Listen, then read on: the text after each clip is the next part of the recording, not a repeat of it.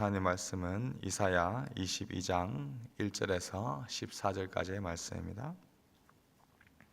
구약성경 이사야 22장 1절에서 14절까지의 말씀입니다.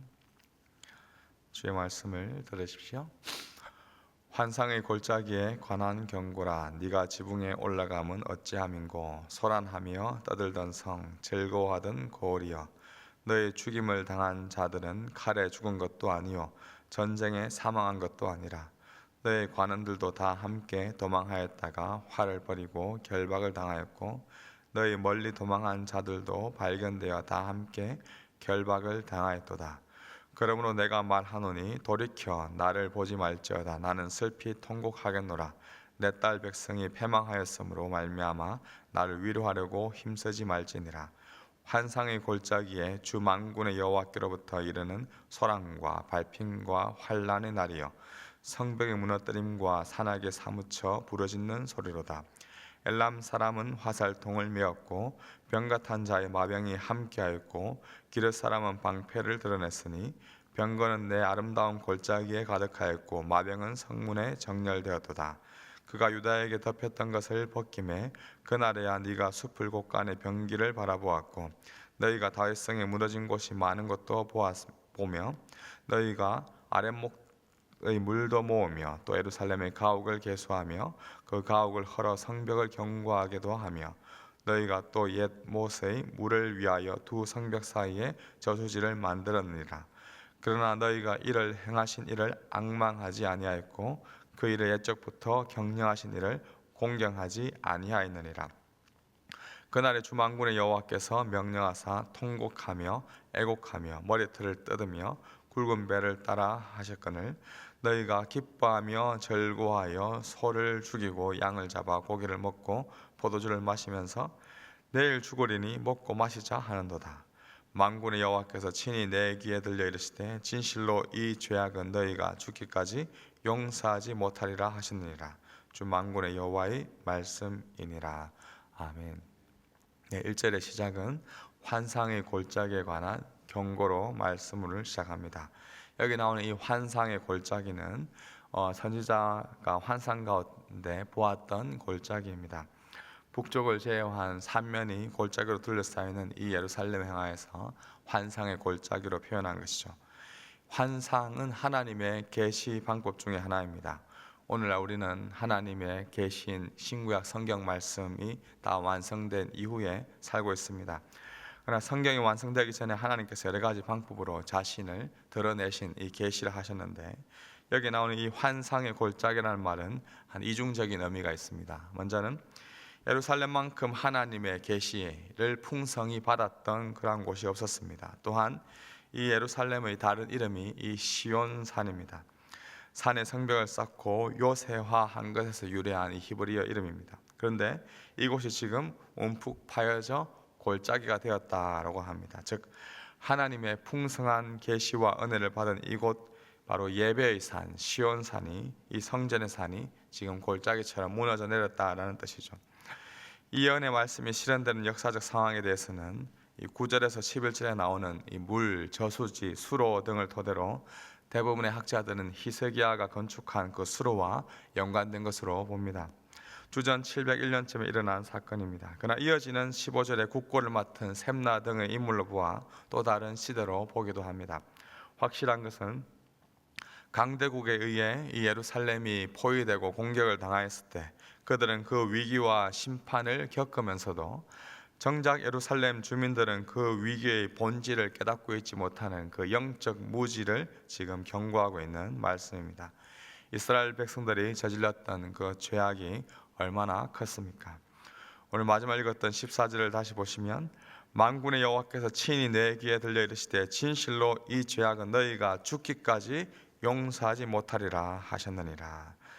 이 죄악이 얼마나 심각하였든지 죽기까지 용서받지 못할 죄악이다라고 강력하게 이야기합니다. 그만큼 하나님을 분노하게 한 죄라고 할 수가 있습니다. 하나님의 마음을 이토록 상하게 한 예루살렘의 저질렀던 이 죄악들, 죽기까지 용서받지 못할 죄악은 어떤 것들이 있었을까요? 먼저 첫째로 한상의 골짜기에 있었던 예루살렘에 있었던 이들의 두드러진 죄악은 하나님을 공경하지 않은 죄입니다. 7절 이하에 보면 예루살렘 주변에 군대들이 쳐들어오자 모든 골짜기에 진을 치고 성벽을 방어하기 위해 긴급하게 여러 가지 조치들을 취합니다. 또한 사람들은 왕궁에 속한 무기고에서 병기를 꺼내 무장하고 균열이 갔던 성벽들을 찾아 보수하고 요새화시킵니다. 아주 열심히 성을 방어하기 위한 여러 가지 준비들을 마쳤습니다. 그러나 11절 보십시오. 너희가 또 옛 모세의 물을 위하여 두 성벽 사이에 저수지를 만들어냈나. 그러나 너희가 이를 행하신 이를 악망하지 아니하였고 이 일을 옛적부터 경영하신 이를 공경하지 아니하였느니라.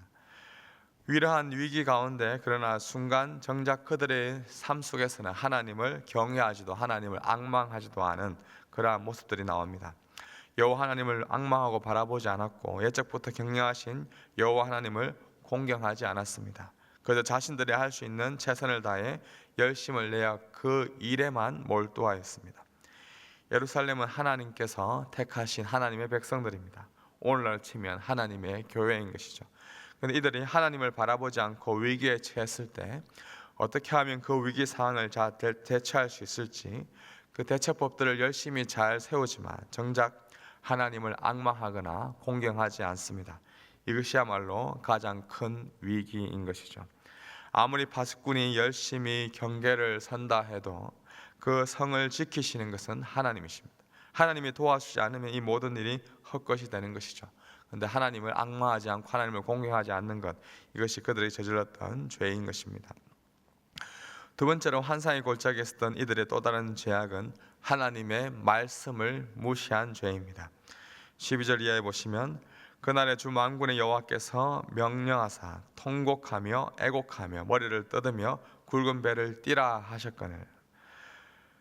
그러나 13절에 보시면 너희가 기뻐하며 절구하며 소를 죽이고 양을 잡아 고기를 먹고 포도주를 마시면서 내일 죽으리니 먹고 마시자.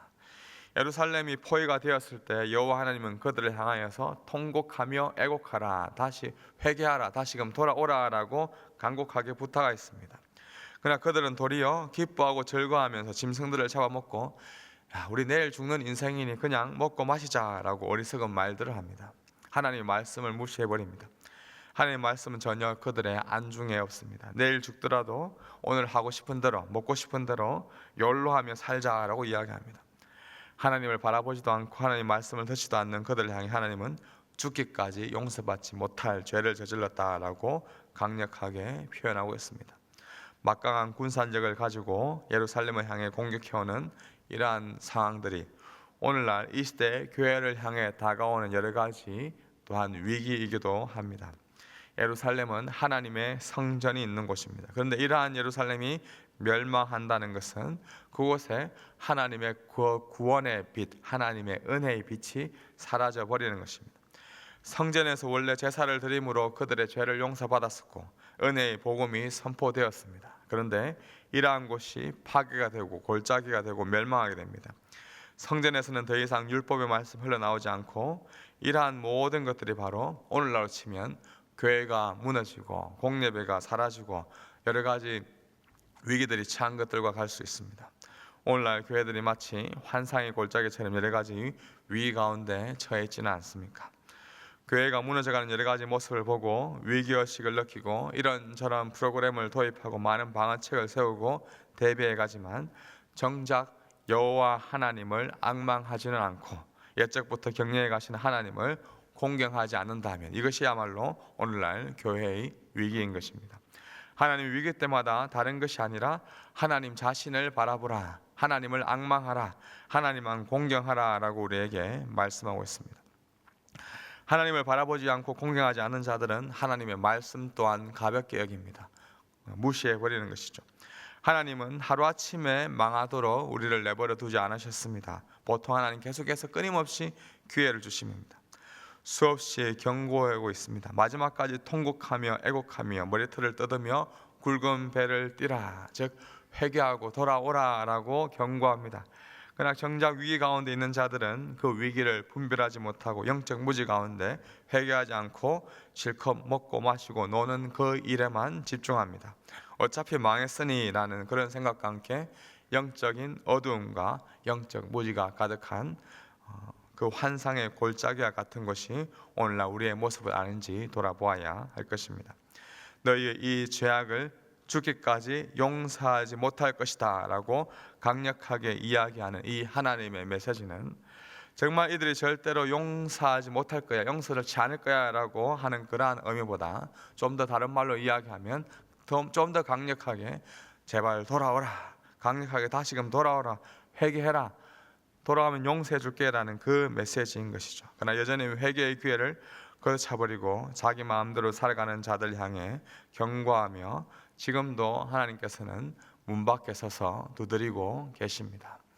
요한계시록의 말씀처럼 내가 문 밖에 서서 두드리노니 누구든지 내 음성을 듣고 문을 열면 내가 그에게로 들어가 그와 더불어 먹고 그는 나와 더불어 먹으리라고 말씀하시는데, 그 말씀을 기억하시면서 하나님을 앙망하지도 공경하지도 않는 이 시대 가운데 우리의 계속해서 끊임없이 돌아오라고 회개하라고 하나님 말씀을 무시하고 있는 우리들 가운데 다시금 문을 두드시는 그분을 초청하는 예수 그리스도를 받아들이는 이 아침이 되기를 소망합니다. 주님 앞에 엎드리고 우리의 시선을 주님께만 앙망하고 주님을 공경하는 그 은혜의 자리, 복된 자리로 나아가는 이 아침 되기를 주님의 이름으로 축복합니다. 아멘. 우리 아까 불렀던 찬송가, 새 찬송가